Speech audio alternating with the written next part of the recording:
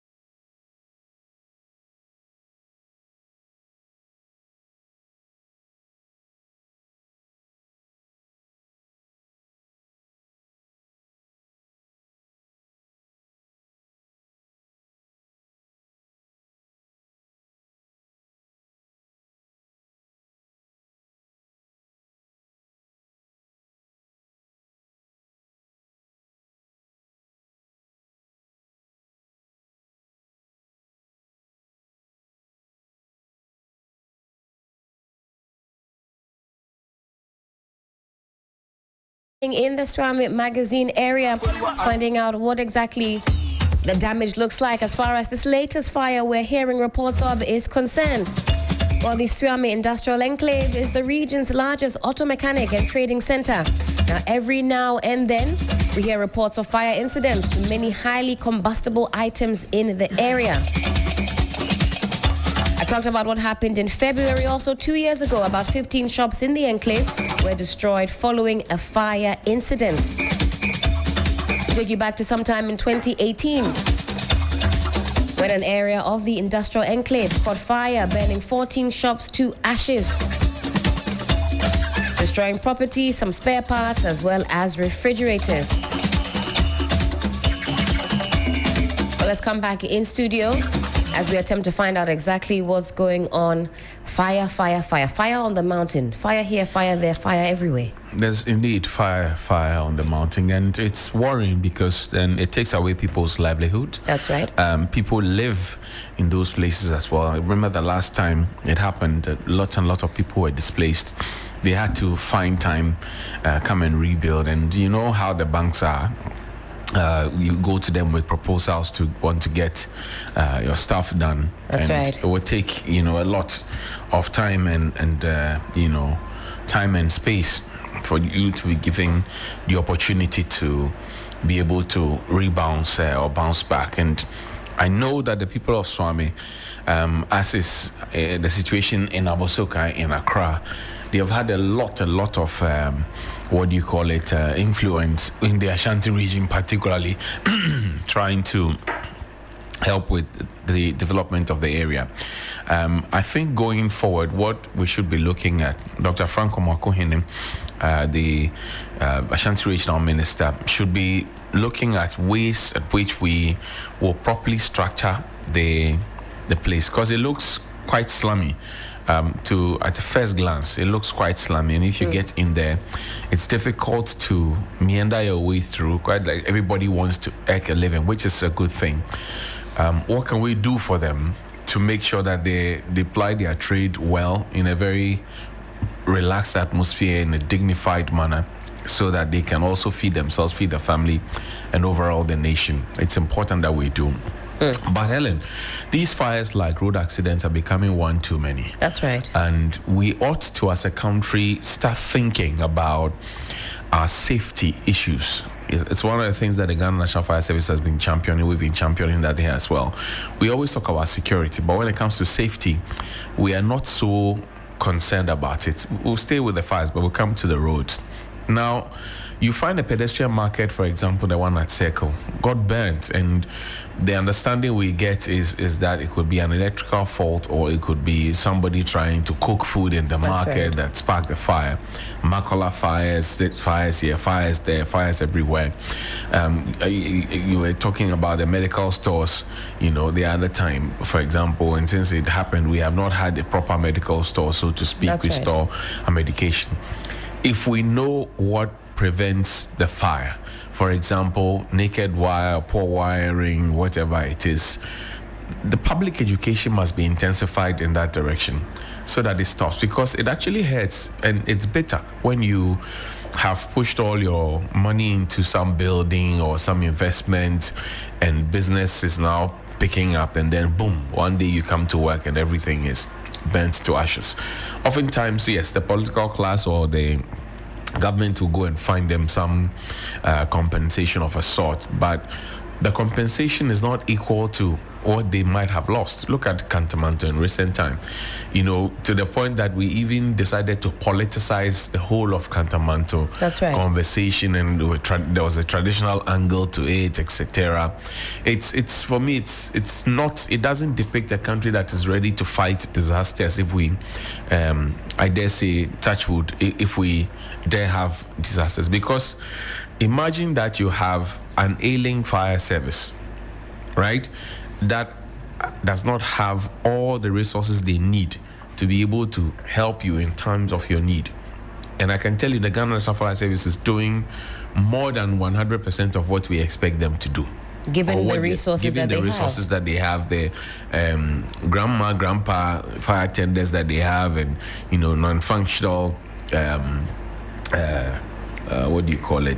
functional tenders, and that you can talk about the water hydrants, where people are building on water hydrants, for example, and concealing it, and people are abusing it. Ghana Water Company also comes into the fray to say, well, if there's no water, we can't supply you water. We supply you water.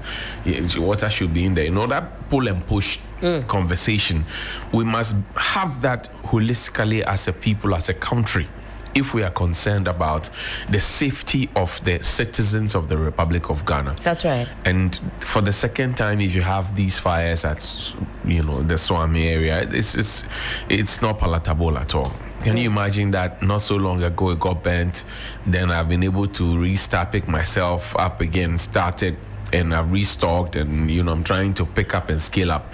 Boom, another fire, and then it robs me of everything. That's not fair. That can't be the case. So we again catching you up to speed on what exactly is going on in the area. The last time that a devastating fire was reported, it was at the top of the year. So what is it? March, April, May, June, July, August. Some 6 months on, we're hearing reports of another fire.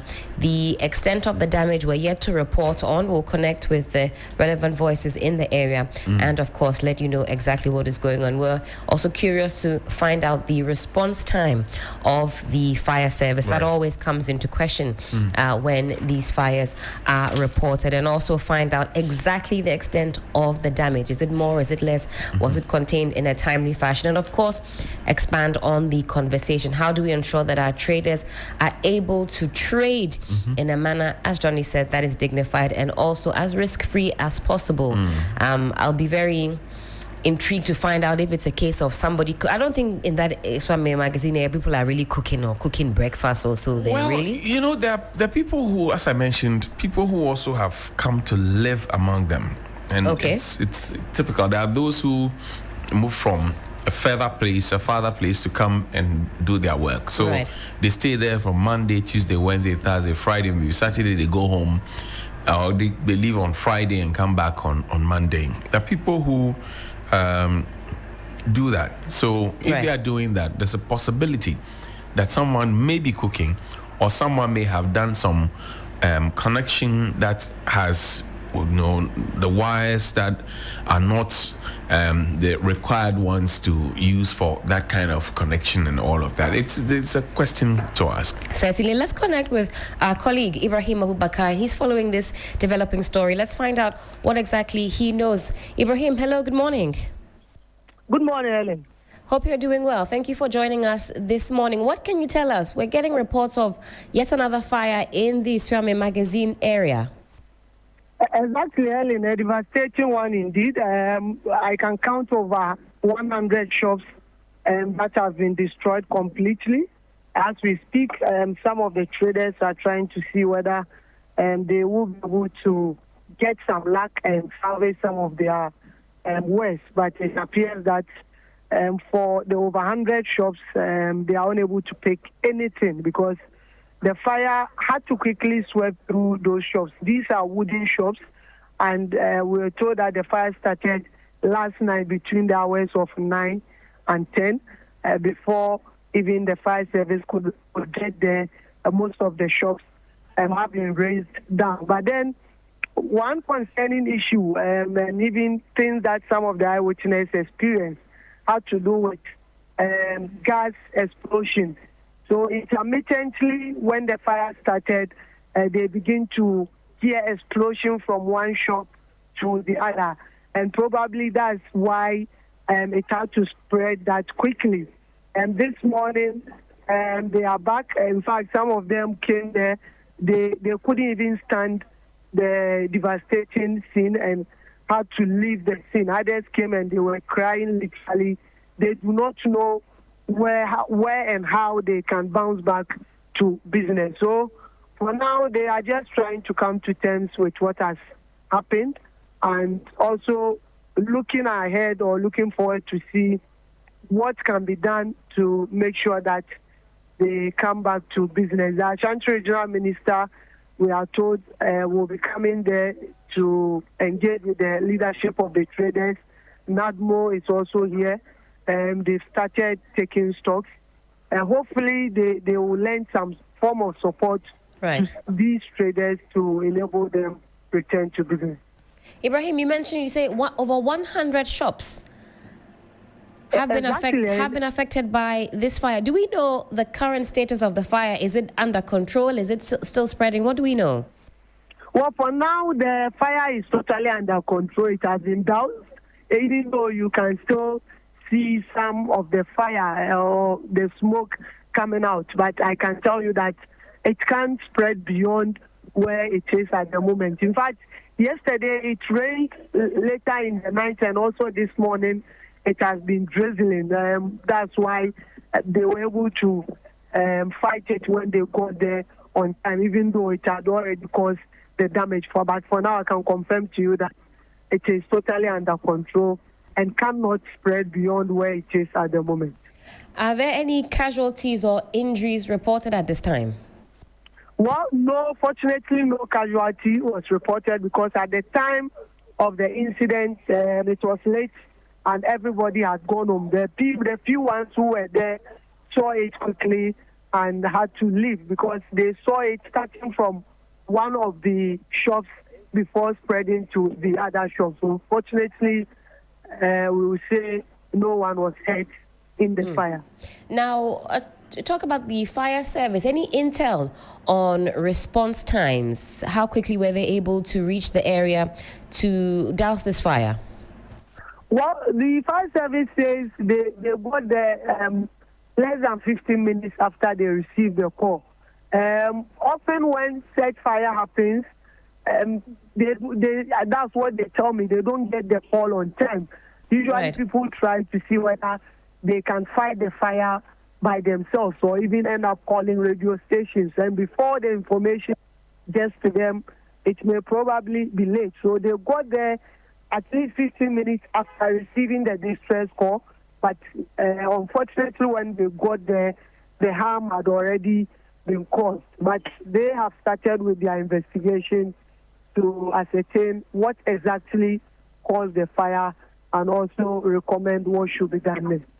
And we know usually when fires like this occur and the fire service reach the scene, they face some resistance from residents or persons in the area. Any reports of any fracas between the firefighting personnel and shopkeepers, residents, anything like that reported?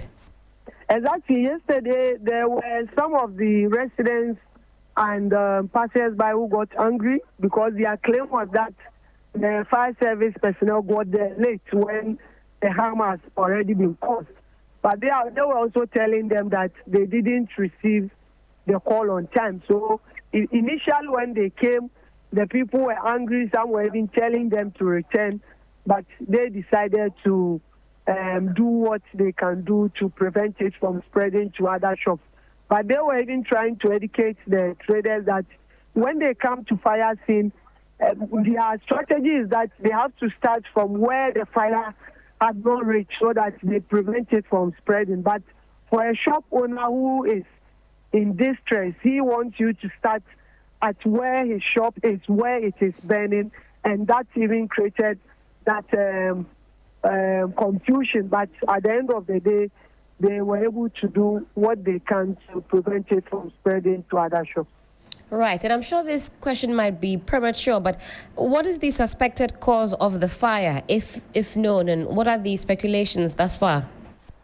Well, for now, we cannot be specific, but people are pointing fingers to electrical fault, and that's the preliminary report. But like I said, one thing that contributed it to spreading quickly had to do with the gas explosion. People had gas cylinders in their various shops. This is something that fire service had recommended over and over. Anytime there is a market fire and it spreads quickly, they tell them not to bring cylinders that have gas in them because it usually contributes to the quick spread of the fire. But it appears that recommendation has not been adhered to for now. So they are still educating the public on the need to refrain from some of these things so that at least even in an event of fire, it can be able to be effectively managed to prevent it from destroying more shops. We're taking a look at some scenes there. Looks like a very devastating fire indeed. In February, top of the year, it was some 39 shops, but you're reporting some over 100 shops. So definitely double the magnitude of what we saw in January, February this year. Now, you say the Ashanti Regional Minister is on his way, and of course, you're keeping an eye out on what exactly happens. We'll also be in touch to find out what the developments are thereafter. Exactly. We will be updating our listeners as and when we get any new information regarding this incident. Ibrahim, thank you so much for your time this morning and for keeping us abreast on what exactly is happening. I'm sure you'll tell us more in due course. Ibrahim Abubakar is our Ashanti regional correspondent, giving us the update on what's happening in Suame magazine in Kumasi. Over 100 shops, he says, razed down by fire. The fire service, he says, reported to him that they were there in less than 15 minutes. But as the tale goes, residents and shopkeepers were unhappy with this, and there have been some, what do we even call it, disagreements, fracas between individuals and the fire service. We're told that persons are still keeping gas cylinders inside the shops. So I was telling you that people, do manner of things. I mean, because some people sleep in the shops. Some people cook there. They like to prepare their lunch there and their supper in there, because by the time they finish and, they want to leave and go to their various homes, it will be too late. Now, again, the striking thing that Ibrahim said was over 100 shops now. That's the right. fire incident that happened in February around the same place was less than 50 shops. About 39 was reported. Good. So you look at the numbers and it tells you that a lot more numbers have come. Two things stand out. Number one, prank calls to the Ghana National Fire Service. And we seem to have grown the penchant of doing that, especially, we just call the fire service and, tell them there's some fire somewhere. They waste fuel, they waste time, they waste human resources